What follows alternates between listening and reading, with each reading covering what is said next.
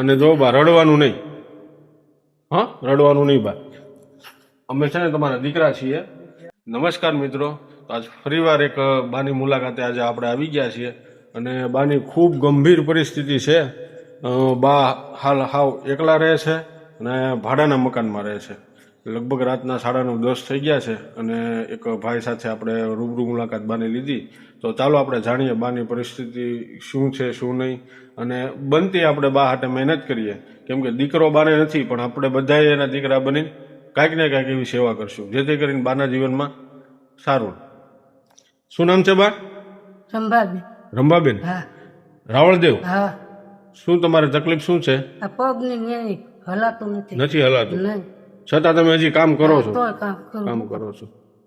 ખાવું પડે, જવું જ પડે. લાવવું પડે, સાચી વાત છે. પણ કે પાડોશી હોય થોડું ઘણું એક જ દીધે, બે દીધે, પણ કાયમ થોડું દે. ન દે, સાચી વાત છે. દીકરા નથી. દીકરા નથી, કાંઈ વાંધો નહીં બા. તો ચિંતા નહીં કરવાની, અને જો બા રડવાનું નહીં, હા રડવાનું નહીં બા. અમે છે ને તમારા દીકરા છીએ. બા થોડાક ભાવુક થઈ ગયા છે, પણ આજે હું બાને કહેતો જાઉં છું કે આજે ભગવાને તમને એક દીકરો મોકલ્યો છે, અને તમારે એમ જ માનવાનું કે હનુમાન દાદાએ દીકરો મોકલ્યો છે. બને એટલી સેવા કરશું તમારી, બરોબર?